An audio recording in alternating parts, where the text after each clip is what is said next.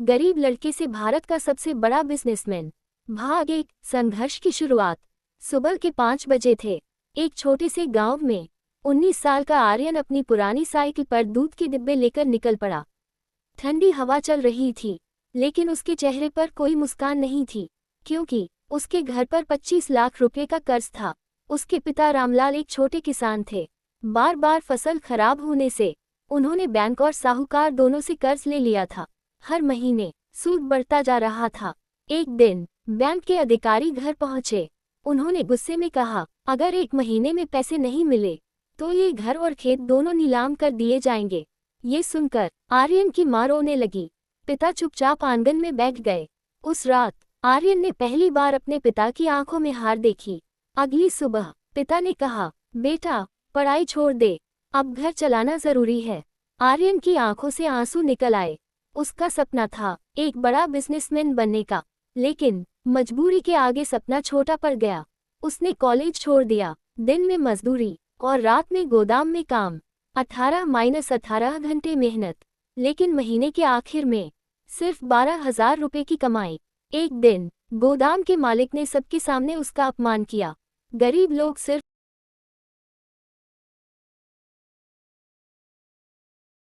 आर्यन के दिल में तीर की तरह चुभ गई।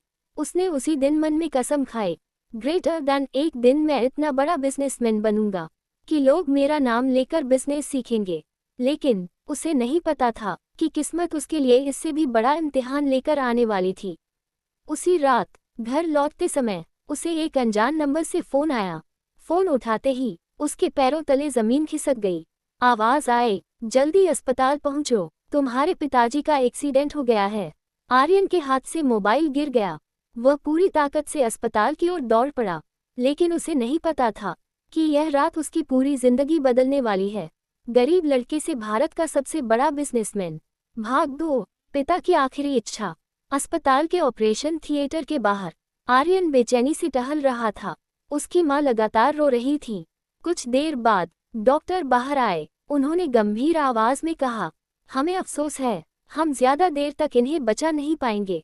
आर्यन के पैरों तले जमीन खिसक गई। वह दौड़कर अपने पिता के कमरे में पहुंचा। रामलाल की सांसें बहुत धीमी हो चुकी थीं। उन्होंने कांपते हुए हाथ से आर्यन को अपने पास बुलाया। बेटा, मेरे पास तुम्हारे लिए कुछ है। उन्होंने तकिए के नीचे से एक पुरानी चमड़े की डायरी निकाली। डायरी के पहले पन्ने पर लिखा था, सपनों का कारोबार। रामलाल बोले, मैं भी कभी बड़ा बिजनेसमैन बनना चाहता था, लेकिन हालात ने मेरा सपना छीन लिया। अब ये सपना तुम्हारा है। आर्यन रोते हुए बोला, पापा मैं आपको छोड़कर कहीं नहीं जाऊंगा। रामलाल ने मुस्कुराकर कहा, वादा करो, एक दिन लोग तुम्हें नौकरी नहीं देंगे, बल्कि तुम्हारी कंपनी में नौकरी मांगेंगे। आर्यन ने उनके हाथ पकड़ लिए। मैं वादा करता हूँ पापा।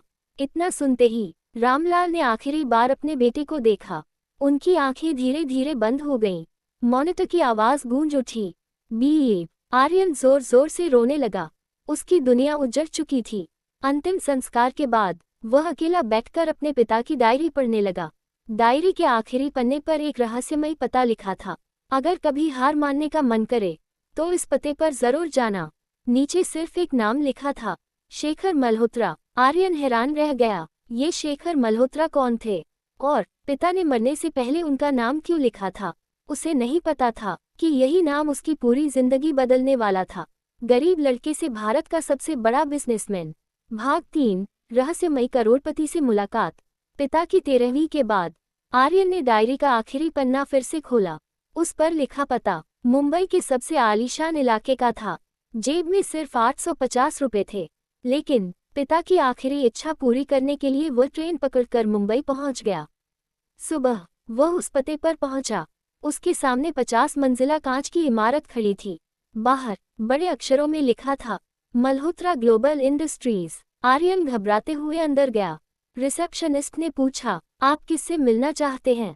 आर्यन बोला, शेखर मल्होत्रा जी से। रिसेप्शनिस्ट मुस्कुराए, बिना अपॉइंटमेंट कोई उनसे नहीं मिल सकता। तभी एक सिक्योरिटी गार्ड ने आर्यन को धक्का देकर बाहर निकाल दिया। आर्यन निराश होकर सीढ़ियों पर बैठ गया। उसने पिता की डायरी को सीने से लगा लिया। उसी समय एक काली लग्जरी कार इमारत के सामने आकर रुकी। उसमें से लगभग 60 साल के एक प्रभावशाली व्यक्ति उतरे। पूरे स्टाफ ने झुककर उनका स्वागत किया। वही थे शेखर मल्होत्रा। जैसे ही उनकी नज़र आर्यन पर पड़ी, वे अचानक रुक गए। उन्होंने आर्यन के हाथ में पकड़ी डायरी देखी। उनके चेहरे का रंग बदल गया। वे धीरे धीरे आर्यन के पास आए। ये डायरी तुम्हें कहाँ मिली? आर्यन ने कांपती आवाज में कहा। यह मेरे पिताजी रामलाल की है। रामलाल का नाम सुनते ही शेखर मल्होत्रा की आंखें भर आईं। उन्होंने तुरंत कहा, इसे मेरे केबिन में लेकर आओ। पूरा स्टाफ हैरान रह गया। जिस आदमी से मिलने के लिए बड़े बड़े उद्योगपति महीनों इंतजार करते थे, वह एक गरीब लड़के को अपने साथ अंदर ले जा रहे थे। केबिन में पहुंचते ही शेखर ने एक पुरानी तस्वीर निकाली। तस्वीर में 2 युवा लड़के मुस्कुरा रहे थे। एक थे शेखर मल्होत्रा और दूसरे आर्यन के पिता रामलाल। आर्यन हैरान रह गया। शेखर ने धीमी आवाज में कहा, तुम्हारे पिता ने कभी मेरी जान बचाई थी। आज मैं जिस मुकाम पर हूँ, उसमें उनका सबसे बड़ा योगदान है। उन्होंने अपनी तिजोरी खोली और उसमें से एक फाइल निकालकर आर्यन के सामने रख दी। फाइल पर लिखा था, आर्यन प्रोजेक्ट 50 करोड़ रुपए निवेश। आर्यन की आंखें फटी रह गईं। लेकिन शेखर मुस्कुराकर बोले, ये पैसा मुफ्त में नहीं मिलेगा। पहले तुम्हें खुद को साबित करना होगा। गरीब लड़के से भारत का सबसे बड़ा बिजनेसमैन। भाग 4, 7 दिनों की चुनौती। शेखर मल्होत्रा ने फाइल बंद कर दी। उन्होंने आर्यन की आंखों में देखते हुए कहा, 50 करोड़ रुपए कमाना मुश्किल नहीं, उसे संभालना मुश्किल है। आर्यन ने आत्मविश्वास से जवाब दिया, मैं मेहनत करने के लिए तैयार हूँ। शेखर मुस्कुराए, तो तुम्हारी पहली परीक्षा शुरू होती है। उन्होंने अपनी जेब से 500 रुपए का एक नोट निकाला और उसे आर्यन के हाथ में रखते हुए बोले, अगले 7 दिनों में इन्हीं 500 रुपए को 5 लाख रुपए बनाकर दिखाओ। न कोई मदद, न मेरा नाम। अगर सफल हुए तो मैं तुम्हारे बिजनेस में 50 करोड़ रुपए निवेश करूंगा। पूरा कमरा शांत हो गया। आर्यन ने नोट की ओर देखा, सिर्फ 500 रुपीज और लक्ष्य था 5 लाख रुपए। वह बिना कुछ बोले वहां से निकल गया। मुंबई की भीड़भाड़ वाली सड़क पर चलते चलते उसने देखा कि एक बुजुर्ग चाय वाले की दुकान पर ग्राहकों की भीड़ लगी है, लेकिन चाय वाला अकेला था। आर्यन ने बिना पैसे लिए उसकी मदद करनी शुरू कर दी। पूरे दिन में दुकान की बिक्री पहले से 2 गुनी हो गई। शाम को चाय वाले ने खुश होकर आर्यन को 2000 रुपए दिए। आर्यन ने पहली बार महसूस किया, पैसा मेहनत से नहीं, समस्या का समाधान देने से बनता है। अगले दिन उसने 2000 रुपए से ताज़े फल खरीदे, उन्हें सुंदर पैकिंग करके ऑफिसों में बेचना शुरू किया। 3 दिन के अंदर उसकी कमाई 35,000 रुपए पहुंच गई। लेकिन चौथे दिन कुछ गुंडे आए। उन्होंने उसका पूरा सामान सड़क पर फेंक दिया। एक गुंडा हंसते हुए बोला, यह इलाका हमारा है, यहाँ बिजनेस करना है तो हफ्ता देना पड़ेगा। आर्यन ने मना कर दिया। गुंडों ने उसकी सारी कमाई छीन ली। अब उसकी जेब में फिर से सिर्फ 500 रुपए बचे थे। चुनौती पूरी होने में सिर्फ 3 दिन बाकी थे। आर्यन ने आसमान की ओर देखा और अपने पिता की डायरी को सीने से लगा लिया। वह हार मानने वाला नहीं था। उसी समय उसे एक ऐसा बिजनेस आइडिया आया जो उसकी किस्मत बदल सकता था। गरीब लड़के से भारत का सबसे बड़ा बिजनेसमैन। भाग 5, करोड़ों का आइडिया। रात के 2 बज रहे थे। मुंबई की सड़कें लगभग खाली थीं। आर्यन एक बस स्टॉप पर बैठा था। जेब में सिर्फ 500 रुपए बचे थे। चुनौती खत्म होने में सिर्फ 72 घंटे बाकी थे। वह बार बार अपने पिता की डायरी पढ़ रहा था। अचानक उसकी नज़र एक लाइन पर पड़ी, ग्रेटर देन, सबसे बड़ा बिजनेस वही होता है जो लोगों की सबसे बड़ी समस्या हल करे। उसी समय एक डिलीवरी बॉय तेज बारिश में फिसलकर गिर गया। उसका पूरा सामान सड़क पर बिखर गया। आर्यन तुरंत उसकी मदद करने दौड़ा। डिलीवरी बॉय बोला, भाई, हर दिन यही परेशानी होती है। दुकानों से सामान उठाकर अलग अलग जगह पहुंचाना बहुत मुश्किल है। यहीं आर्यन के दिमाग में बिजली सी कौंधी। अगर एक ऐसा ऐप हो जो छोटे दुकानदारों को तुरंत डिलीवरी बॉय से जोड़ दे। उसे अपना पहला बड़ा बिजनेस आइडिया मिल चुका था। अगले ही दिन उसने 500 रुपए से एक छोटा सा पोस्टर छपवाया। उस पर लिखा था, 30 मिनट में डिलीवरी, सबसे तेज सेवा। वह पोस्टर लेकर छोटी छोटी दुकानों पर गया। पहले दिन सिर्फ 5 दुकानदार तैयार हुए, लेकिन आर्यन ने हर ऑर्डर समय पर पहुंचाया। 2 दिन बाद पूरे इलाके के 50 से ज्यादा दुकानदार उसकी सेवा लेने लगे। उसकी कमाई तेजी से बढ़ने लगी। लेकिन सफलता देखकर वही गुंडे फिर लौट आए। उनका सरदार हंसते हुए बोला, लगता है तूने जल्दी तरक्की कर ली। उसने आर्यन का बैग छीन लिया। बैग में पूरे 4,80,000 रुपए थे। गुंडे कार में बैठकर भाग गए। आर्यन सड़क पर खड़ा रह गया। उसकी 3 दिन की मेहनत एक पल में खत्म हो चुकी थी। उसी समय एक काली कार उसके सामने आकर रुकी।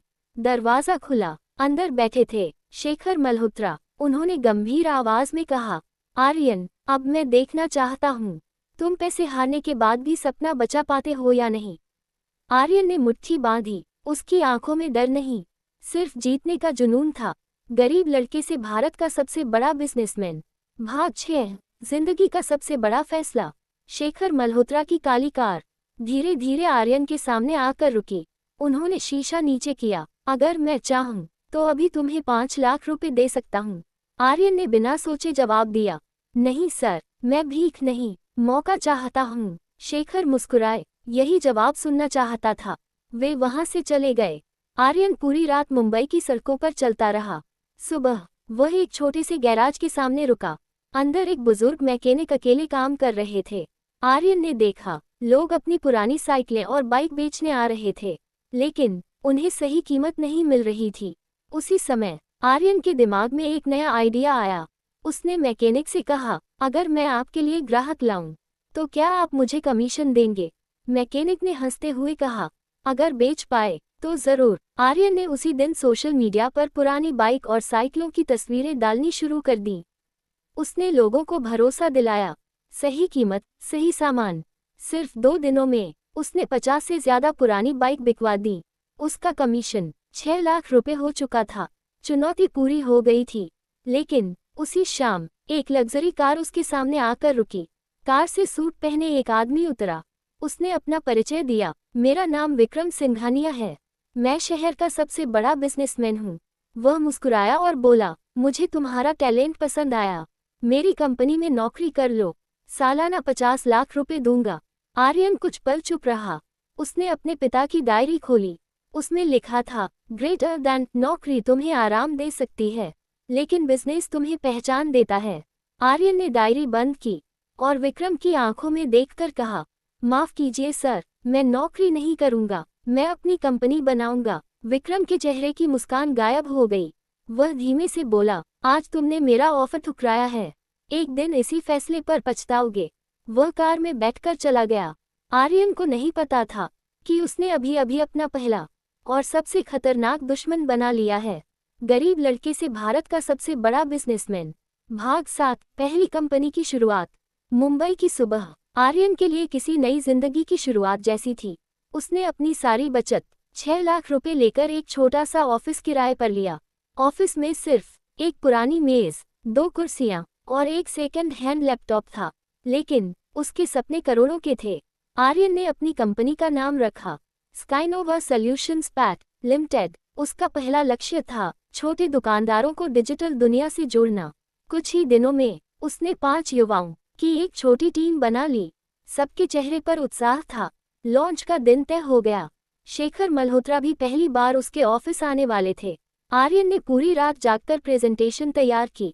अगली सुबह जैसे ही उसने लैपटॉप चालू किया, उसके होश उड़ गए। स्क्रीन पर सिर्फ एक संदेश था, ऑल फाइल्स डिलीटेड। कंपनी का पूरा डेटा, ग्राहकों की जानकारी, बिजनेस प्लान, सब कुछ गायब हो चुका था। टीम घबरा गई। एक कर्मचारी बोला, सर, अब क्या करेंगे? आर्यन कुछ पल चुप रहा, फिर उसने गहरी सांस ली।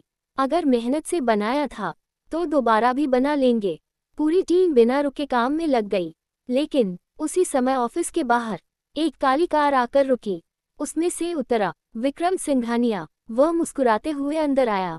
मैंने कहा था, मेरा ऑफर ठुकराने की कीमत चुकानी पड़ेगी। आर्यन समझ गया, डेटा चोरी के पीछे विक्रम का ही हाथ था। विक्रम ने आखिरी बार कहा, अभी भी समय है, मेरी कंपनी में नौकरी कर लो।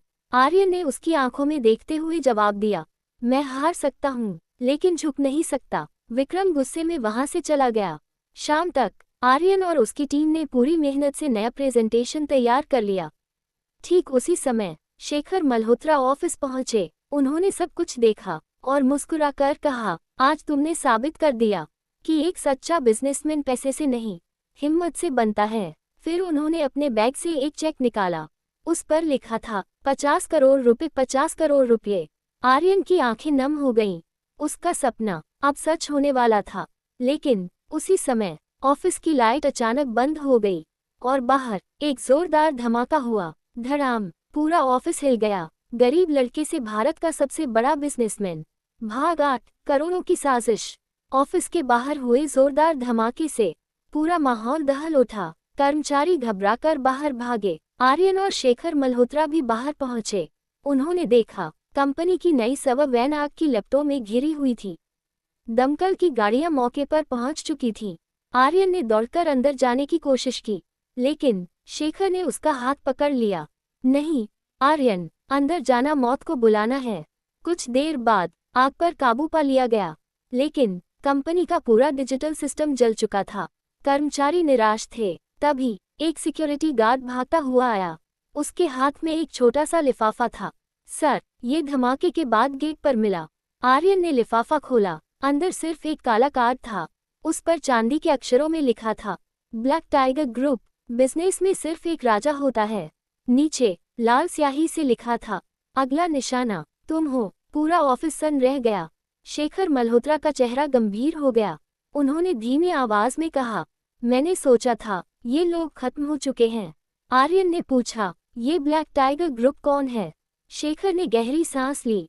भारत की सबसे खतरनाक बिजनेस माफिया, जो ईमानदार कंपनियों को बर्बाद करके अपना साम्राज्य चलाते हैं। उसी समय आर्यन के मोबाइल पर एक वीडियो कॉल आई। स्क्रीन पर एक नकाबपोश आदमी दिखाई दिया। उसने हंसते हुए कहा, बधाई हो आर्यन, तुम अब हमारे खेल में शामिल हो चुके हो। 50 करोड़ का निवेश और तुम्हारी नई कंपनी, अब सब कुछ हमारा होगा। इतना कहकर उसने कॉल काट दी। आर्यन ने अपनी मुट्ठी भींच ली। उसने शेखर की ओर देखा। मैं डरने वालों में से नहीं हूँ। शेखर मुस्कुराए, अब तुम सच में बिजनेस की दुनिया में कदम रख चुके हो। लेकिन उसी समय कंपनी के अकाउंटेंट का फोन आया। उसकी कांपती आवाज सुनाई दी, सर, कंपनी के बैंक अकाउंट से पूरे 50 करोड़ रुपए गायब हो गए हैं। आर्यन के पैरों तले जमीन खिसक गई। उसकी कंपनी शुरू होने से पहले ही दिवालिया होने की कगार पर पहुंच चुकी थी। गरीब लड़के से भारत का सबसे बड़ा बिजनेसमैन। भाग 9:50 करोड़ की चोरी। आर्यन के हाथ से मोबाइल गिर गया। उसकी सांसें तेज हो गईं। क्या पूरे 50 करोड़? अकाउंटेंट ने कांपती आवाज में कहा, जी सर, सिर्फ 5 मिनट पहले पूरी रकम किसी विदेशी अकाउंट में ट्रांसफर हुई है। पूरे ऑफिस में सन्नाटा छा गया। शेखर मल्होत्रा तुरंत बोले, बैंक चलो। कुछ ही देर में आर्यन, शेखर और उनकी टीम बैंक पहुंच गए। बैंक मैनेजर ने सारे रिकॉर्ड निकाले। उन्होंने कहा, ट्रांजैक्शन आपकी कंपनी के अधिकृत डिजिटल सिग्नेचर से हुआ है। आर्यन हैरान रह गया, लेकिन मेरे पास तो सिग्नेचर डिवाइस है। मैनेजर ने सिर हिलाया, इसका मतलब किसी ने अंदर से आपकी जानकारी चुराई है। आर्यन समझ गया, ये काम किसी बाहरी व्यक्ति का नहीं था। उसने तुरंत ऑफिस के सभी कर्मचारियों को बुलाया। एक एक से पूछताछ शुरू हुई। सभी ने खुद को निर्दोष बताया। तभी सीसीटीवी फुटेज चेक की गई। रात 2:17 बजे एक व्यक्ति सवर रूम में जाता हुआ दिखाई दिया। उसने चेहरा हुड से ढका हुआ था, लेकिन उसकी कलाई पर एक नीले रंग की घड़ी साफ दिखाई दे रही थी। आर्यन की नज़र उस घड़ी पर टिक गई। उसे याद आया, ऐसी घड़ी उसकी कंपनी में सिर्फ रोहित पहनता था। रोहित, वही कर्मचारी जिसे आर्यन ने सबसे पहले नौकरी दी थी। उसी समय रोहित का फोन बंद मिलने लगा। उसका घर भी खाली था, वह गायब हो चुका था। शेखर ने गंभीर आवाज में कहा, जिस पर सबसे ज्यादा भरोसा होता है, धोखा भी अक्सर वही देता है। तभी आर्यन के मोबाइल पर एक वीडियो आया। वीडियो में रोहित डरा हुआ दिखाई दे रहा था। उसके पीछे कुछ नकाबपोश लोग खड़े थे। रोहित रोते हुए बोला, सर, मैंने चोरी अपनी मर्जी से नहीं की।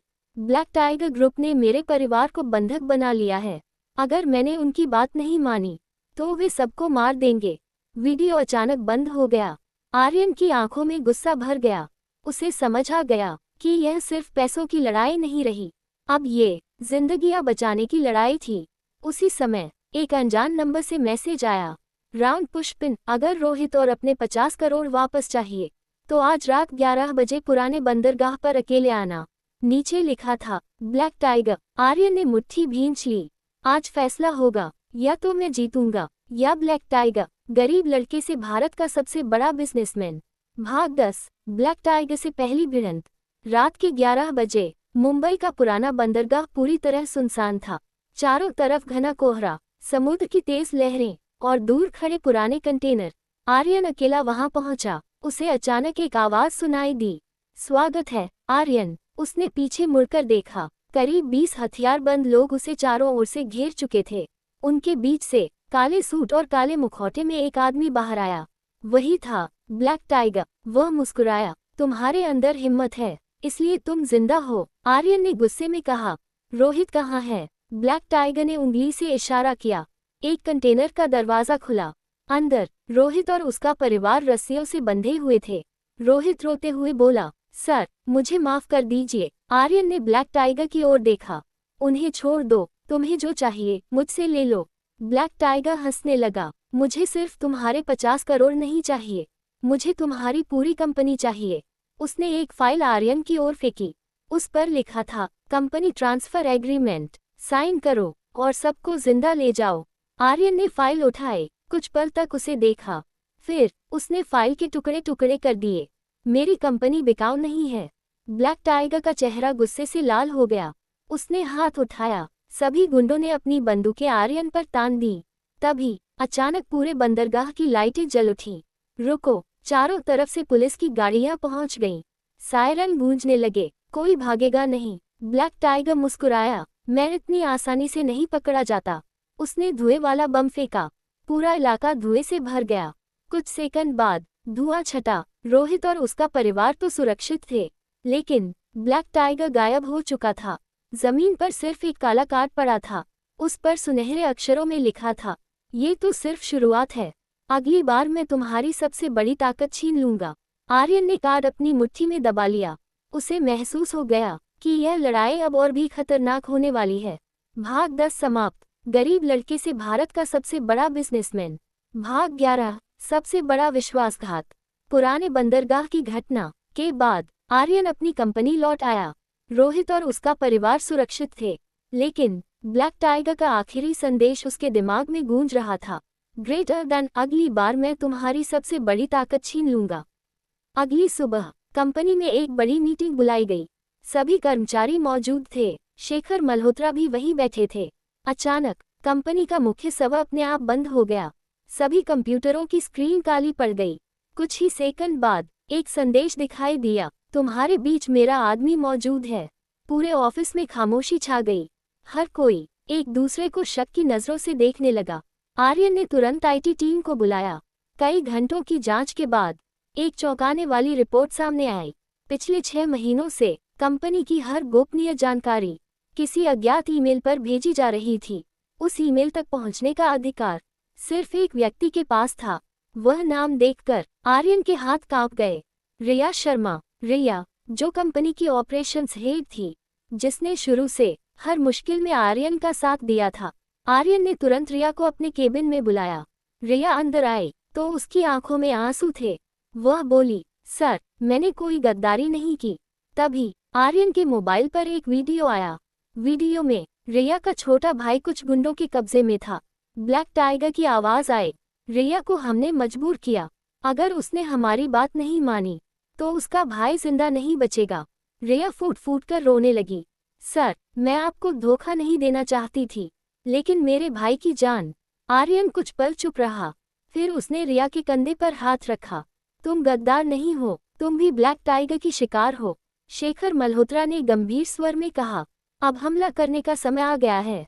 उसी समय एक अनजान पैकेट कंपनी में पहुंचा। आर्यन ने उसे खोला। अंदर एक सुनहरी चाबी और एक नक्शा था। नक्शे पर लाल निशान लगा था। नीचे लिखा था, अगर ब्लैक टाइगर का अंत करना है तो आज आधी रात इस जगह पहुंचो। आर्यन ने नक्शा हाथ में लिया। उसे महसूस हो गया कि अब ये लड़ाई अपने सबसे खतरनाक मोड़ पर पहुंच चुकी है। गरीब लड़के से भारत का सबसे बड़ा बिजनेसमैन। भाग 12, ब्लैक टाइगर का गुप्त अड्डा। रात के ठीक 12 बजे आर्यन उस नक्शे में बताए गए स्थान पर पहुंचा। वह जगह मुंबई से दूर एक सुनसान पहाड़ी के बीच स्थित पुरानी फैक्ट्री थी। चारों ओर घना अंधेरा, टूटी हुई दीवारें और सन्नाटा। आर्यन ने सुनहरी चाबी निकाली। जैसे ही उसने लोहे के विशाल दरवाजे का ताला खोला, घर्र, दरवाजा धीरे धीरे खुल गया। अंदर एक अत्याधुनिक गुप्त अड्डा था। सैकड़ों कंप्यूटर, बड़ी बड़ी स्क्रीन और दुनिया भर के बिजनेस डेटा दिखाई दे रहे थे। आर्यन हैरान रह गया। तभी पीछे से एक आवाज आई, स्वागत है आर्यन। उसने मुड़कर देखा, ब्लैक टाइगर उसके सामने खड़ा था, लेकिन इस बार उसने अपना मुखौटा उतार दिया। आर्यन की आंखें फैल गईं। उसके सामने खड़ा व्यक्ति कोई और नहीं बल्कि विक्रम सिंघानिया था, वही बिजनेसमैन जिसने कभी आर्यन को नौकरी का ऑफर दिया था। विक्रम मुस्कुराया, अब सच जानने का समय आ गया है। मैं ही ब्लैक टाइगर हूँ और पिछले 20 सालों से भारत की बड़ी बड़ी कंपनियों को अपने इशारों पर चला रहा हूँ। आर्यन गुस्से से बोला, तुम्हें मुझसे क्या चाहिए? विक्रम हंसा, तुम्हारी कंपनी नहीं, तुम्हारा दिमाग चाहिए। उसने एक स्क्रीन चालू की। स्क्रीन पर आर्यन की माँ दिखाई दी। वह कुर्सी से बंधी हुई थी। आर्यन घबरा गया। माँ, विक्रम बोला, अगर अपनी माँ को जिंदा देखना चाहते हो तो कल सुबह तक अपनी कंपनी मेरे नाम कर दो, वरना। स्क्रीन अचानक बंद हो गई। आर्यन की मुठियां भींच गईं। लेकिन तभी अड्डे के अंदर लगी एक दूसरी स्क्रीन अपने आप चालू हुई। उस पर एक अनजान बुजुर्ग का चेहरा दिखाई दिया। उन्होंने कहा, आर्यन, अगर तुम ये संदेश देख रहे हो तो समझ लो कि मैं अब इस दुनिया में नहीं हूँ, लेकिन ब्लैक टाइगर को हराने का एक गुप्त रास्ता है। इतना कहते ही वीडियो अचानक कट गया। पूरे अड्डे की बिजली चली गई। चारों ओर अंधेरा छा गया और किसी ने पीछे से आर्यन के कंधे पर हाथ रख दिया। गरीब लड़के से भारत का सबसे बड़ा बिजनेसमैन। भाग तेरा रहस्यमय सहयोगी। पूरे गुप्त अड्डे की बिजली चली गई। चारों ओर घना अंधेरा छा गया। आर्यन ने तुरंत अपना मोबाइल निकाला। उसकी टॉर्च की हल्की रोशनी में उसे अपने कंधे पर रखा हाथ दिखाई दिया। वह चौंक कर पीछे मुड़ा। सामने लगभग 65 साल का एक बुजुर्ग खड़ा था। सफेद दाढ़ी, काले कपड़े और आंखों में गजब का आत्मविश्वास। उन्होंने धीमी आवाज में कहा, डरो मत आर्यन, मैं तुम्हारा दुश्मन नहीं हूँ। आर्यन ने पूछा, आप कौन हैं? बुजुर्ग मुस्कुराए, मेरा नाम कबीर मेहता है। मैं कभी ब्लैक टाइगर का सबसे भरोसेमंद साथी था। ये सुनते ही आर्यन एक कदम पीछे हट गया। तो फिर मैं आप पर भरोसा क्यों करूं? कबीर ने अपनी जेब से एक पुरानी तस्वीर निकाली। तस्वीर में शेखर मल्होत्रा, आर्यन के पिता रामलाल और कबीर तीनों साथ खड़े मुस्कुरा रहे थे। आर्यन की आंखें फैल गईं। कबीर बोले, तुम्हारे पिता मेरे दोस्त थे। उन्होंने अपनी जान देकर मुझे बचाया था। आज मेरी बारी है उनका कर्ज चुकाने की। तभी पूरे अड्डे में सायरन बजने लगा। Security alert, intruder detected. Black tiger के गार्ड चारों तरफ से दौड़ते हुए आने लगे। कबीर ने आर्यन का हाथ पकड़ा, मेरे पीछे आओ। दोनों एक गुप्त सुरंग में घुस गए। कुछ देर बाद वे एक पुराने कंट्रोल रूम में पहुंचे। वहां दीवार पर भारत का विशाल डिजिटल नक्शा लगा था। कबीर ने एक लाल बटन दबाया। स्क्रीन पर ब्लैक टाइगर के 100 से ज्यादा गुप्त ठिकानों की लोकेशन दिखाई देने लगी। आर्यन हैरान रह गया। कबीर बोले, यह उसका पूरा साम्राज्य है। अगर इसे खत्म करना है तो पहले उसका सबसे बड़ा राज जानना होगा। उन्होंने एक तिजोरी खोली। उसमें एक पेन ड्राइव रखी थी। उस पर लिखा था, प्रोजेक्ट फीनिक्स। कबीर ने गंभीर स्वर में कहा, इस पेन ड्राइव में ऐसे सबूत हैं जो ब्लैक टाइगर का साम्राज्य एक दिन में खत्म कर सकते हैं। तभी अचानक कमरे का दरवाजा जोर से टूट गया। धड़ाम। ब्लैक टाइगर अपने हथियारबंद लोगों के साथ अंदर आ गया। वह जोर से हंसा, कबीर, मैं जानता था कि एक दिन तुम मुझे धोखा दोगे। उसने बंदूक उठाए और बिना एक पल गंवाए गोली चला दी। धायम। गोली सीधे कबीर मेहता के सीने में लगी। कबीर जमीन पर गिर पड़े, लेकिन गिरते गिरते उन्होंने पेन ड्राइव आर्यन के हाथ में रख दी और आखिरी बार कहा, आर्यन, इसे बचा लो, यही तुम्हारी सबसे बड़ी ताकत है। कबीर की आंखें हमेशा के लिए बंद हो गईं। आर्यन की आंखों में आंसू और गुस्सा दोनों थे। अब ये सिर्फ बिजनेस की लड़ाई नहीं रही थी, यह एक वचन की लड़ाई बन चुकी थी। गरीब लड़के से भारत का सबसे बड़ा बिजनेसमैन। भाग 14, फीनिक्स फाइल। कबीर मेहता आर्यन की आंखों के सामने गिर चुके थे। उनके हाथ से मिली प्रोजेक्ट फीनिक्स पेन ड्राइव अब आर्यन की मुट्ठी में थी। ब्लैक टाइगर जोर से हंसा, भाग जाओ आर्यन, लेकिन याद रखना, उस पेन ड्राइव के साथ तुम ज्यादा देर जिंदा नहीं रहोगे। आर्यन बिना एक पल रुके गुप्त सुरंग की ओर दौड़ पड़ा। पीछे ब्लैक टाइगर के दर्जनों हथियारबंद लोग उसका पीछा कर रहे थे। किसी तरह वह सुरंग से बाहर निकला। सुबह होते ही वह सीधे शेखर मल्होत्रा के बंगले पहुंचा। शेखर ने पेन ड्राइव को अपने लैपटॉप में लगाया। स्क्रीन पर सैकड़ों गुप्त फाइलें खुलने लगी। कंपनियों के नाम, बैंक खातों की जानकारी, विदेशी लेन देन और बड़े बड़े उद्योगपतियों के साथ ब्लैक टाइगर के गुप्त समझौते। लेकिन सबसे आखिरी फाइल देखकर दोनों के होश उड़ गए। फाइल का नाम था phoenix_list.pdf। उसमें भारत के 100 सबसे बड़े उद्योगपतियों की सूची थी। हर नाम के सामने लिखा था कब कब्जा करना है, किसे बर्बाद करना है, किसे खरीदना है, और सूची के सबसे ऊपर एक नया नाम जुड़ चुका था, आर्यन मल्होत्रा, अगला निशाना। आर्यन का चेहरा सख्त हो गया। तभी लैपटॉप की स्क्रीन अचानक काली हो गई। एक वीडियो अपने आप चलने लगा। ब्लैक टाइगर मुस्कुराते हुए बोला, अगर तुम ये फाइल देख रहे हो तो समझ लो मैं तुमसे एक कदम आगे हूँ। अचानक बंगले के बाहर जोरदार धमाका हुआ। धड़ाम, पूरा बंगला हिल गया। सिक्योरिटी गार्ड दौड़ते हुए अंदर आए। सर, पूरे बंगले को चारों तरफ से घेर लिया गया है।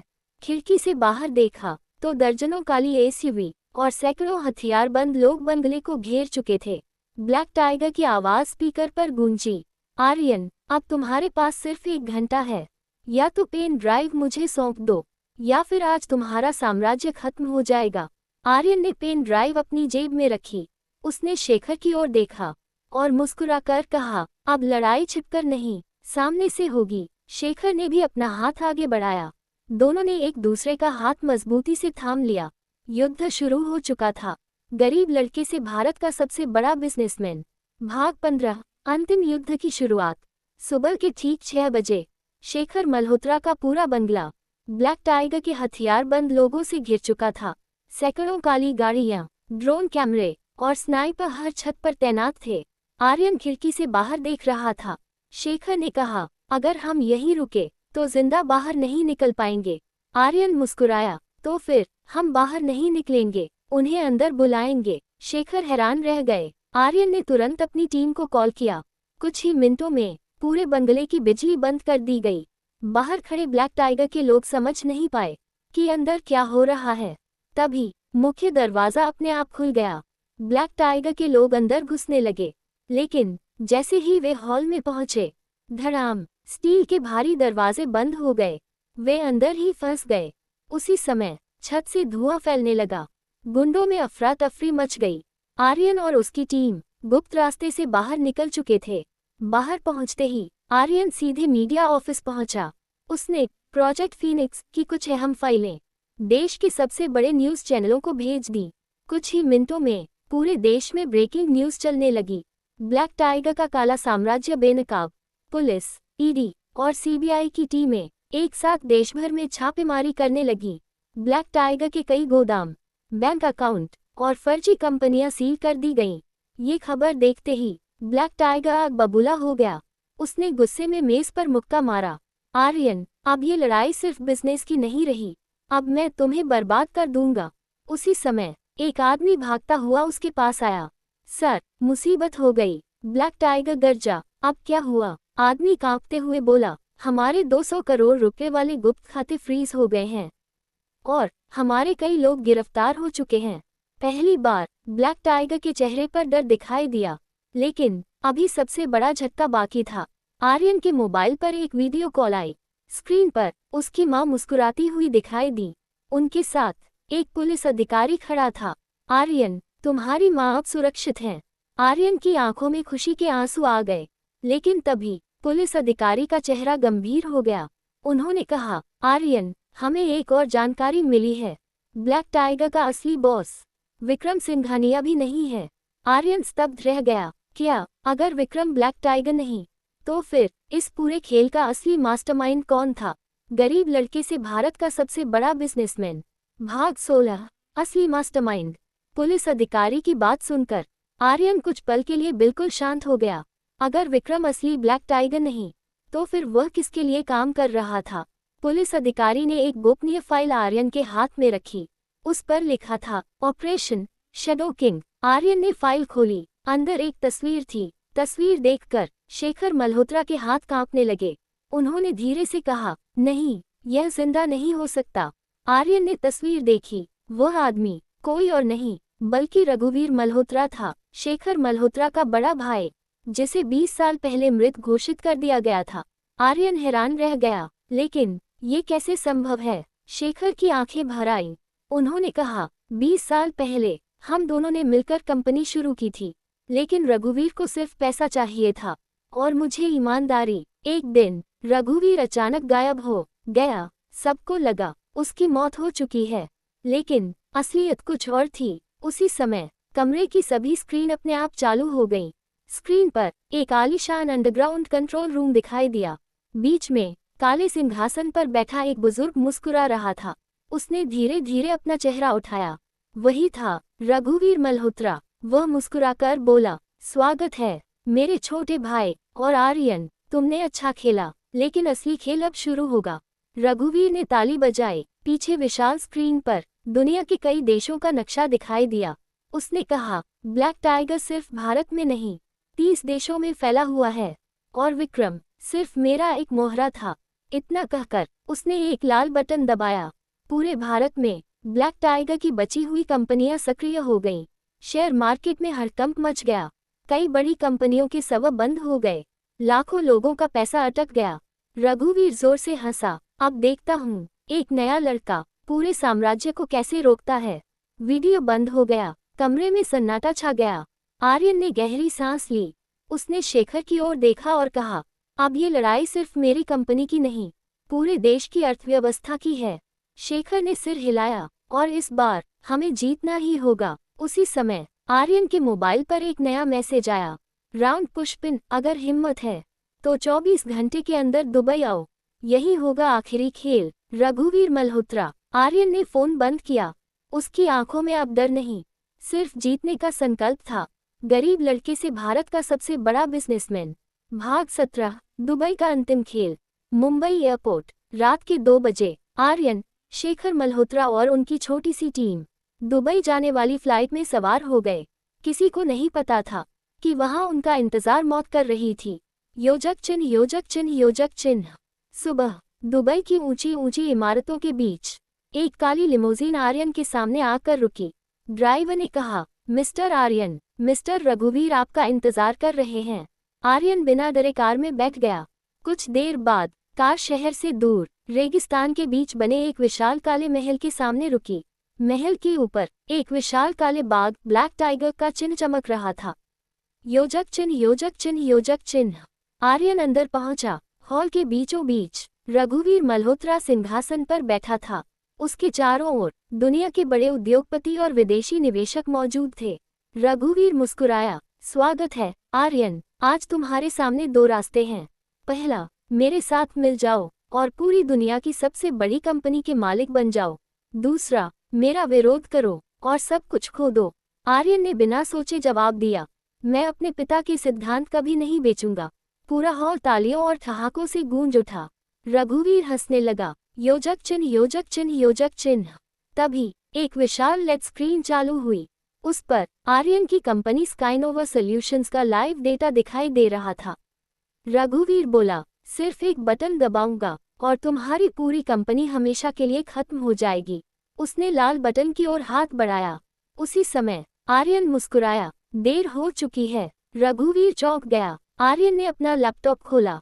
स्क्रीन पर लिखा था, प्रोजेक्ट फीनिक्स एक्टिवेटेड। कुछ ही सेकंड में दुनिया भर की मीडिया स्क्रीन पर ब्लैक टाइगर के सभी गुप्त दस्तावेज, काले धन के सबूत और अवैध कारोबार की पूरी सूची लाइव प्रसारित होने लगी।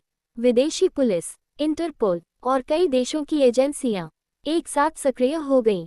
रघुवीर का चेहरा पहली बार डर से भर गया, लेकिन अचानक पूरे महल में अलार्म बज उठा। Emergency lockdown activated. सभी दरवाजे बंद हो गए। महल के अंदर टाइम बम का काउंटडाउन शुरू हो गया। 10 बजे, 9:59, 9:58। रघुवीर जोर से हंसा, अगर मैं हारूंगा तो तुम भी जिंदा बाहर नहीं जाओगे। आर्यन ने चारों ओर देखा। सिर्फ 10 मिनट बचे थे। उसे फैसला करना था, रघुवीर को पकड़ना या सभी लोगों की जान बचाना। गरीब लड़के से भारत का सबसे बड़ा बिजनेसमैन। भाग शाम के 6:10 का मिशन। महल के हर कोने में खतरे का सायरन गूंज रहा था। स्क्रीन पर काउंटडाउन चल रहा था। 9:59, 9:58, 9:57। आर्यन ने एक पल भी बर्बाद नहीं किया। वह अपनी टीम के साथ कंट्रोल रूम की ओर दौड़ पड़ा। शेखर मल्होत्रा चिल्लाए, आर्यन पहले बम बंद करो। लेकिन रघुवीर मुस्कुराया, बम सिर्फ एक नहीं, पूरे महल में 12 जगह लगाए गए हैं। आर्यन समझ गया कि यह सिर्फ डराने का खेल नहीं था, यह मौत का जाल था। उसी समय उसकी स्मार्टवॉच पर एक संदेश आया, फीनिक्स एआई एक्टिवेटेड। स्क्रीन पर महल का पूरा नक्शा दिखाई दिया। हर बम की लोकेशन लाल बिंदुओं से चमक रही थी। आर्यन ने टीम को 3 हिस्सों में बांट दिया, कोई भी गलती नहीं करेगा, हर सेकंड की कीमत है।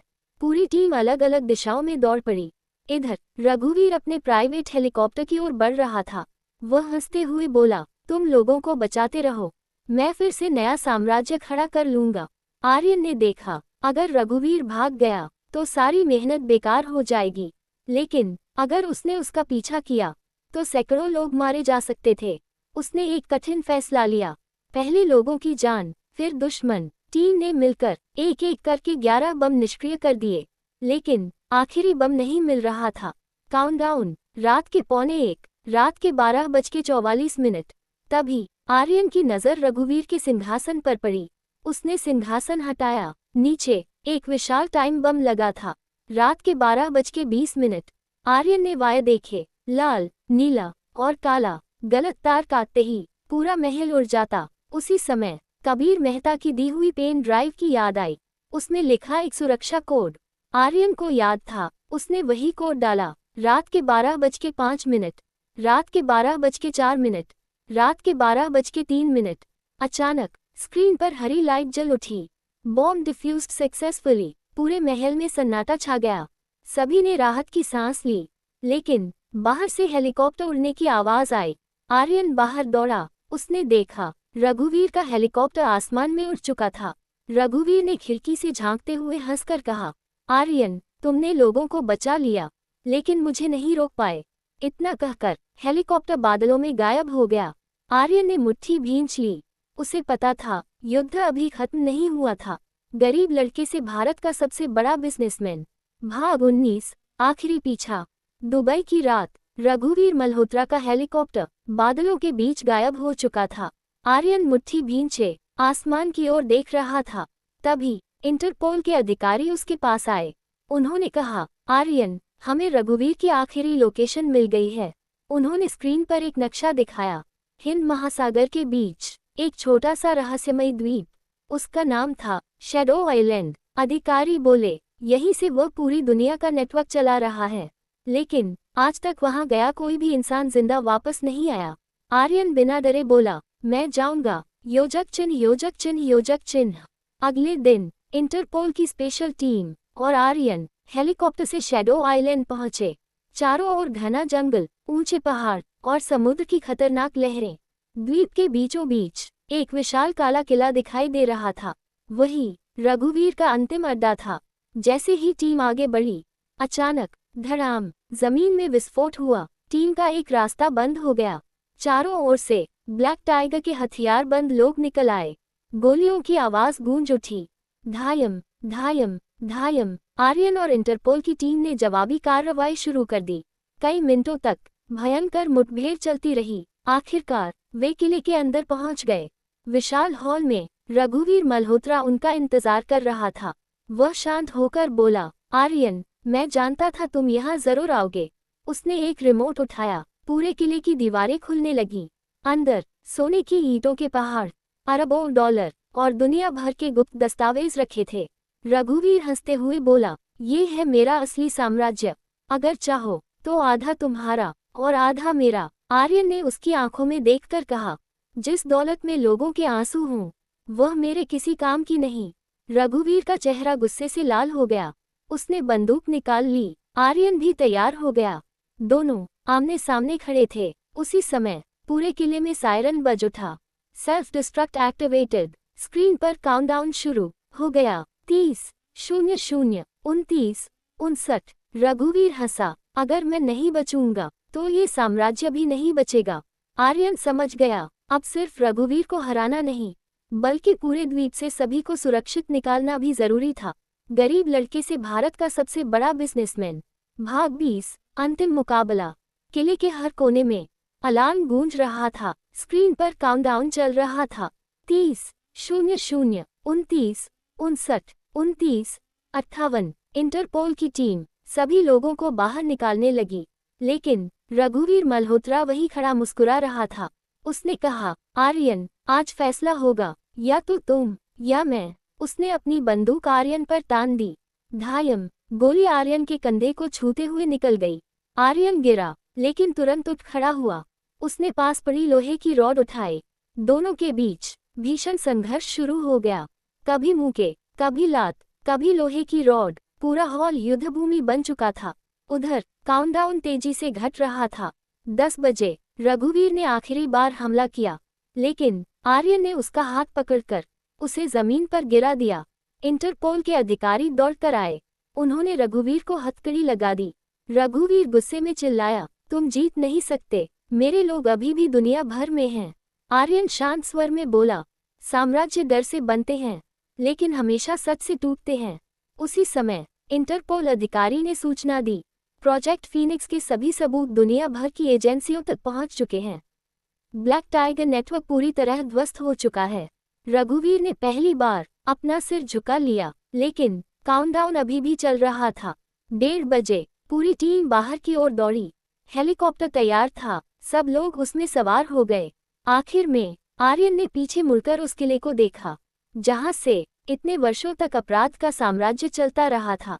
हेलीकॉप्टर उड़ते ही रात के 12:03, रात के 12:02, रात के 12:01। धड़ाम, पूरा किला भीषण विस्फोट के साथ समुद्र में समा गया। कुछ महीनों बाद आर्यन की कंपनी स्काइनोवा सॉल्यूशंस भारत की सबसे तेजी से बढ़ती कंपनी बन गई। शेखर मल्होत्रा ने मुस्कुराते हुए कहा, तुमने सिर्फ एक कंपनी नहीं बनाई, तुमने ईमानदारी की मिसाल कायम की है। आर्यन ने अपने पिता की पुरानी डायरी खोली। आखिरी पन्ने पर लिखा था, ग्रेटर दैन, सच्चा बिजनेसमैन वह नहीं जो सबसे ज्यादा पैसा कमाए, बल्कि वह जो सबसे ज्यादा लोगों का विश्वास जीते।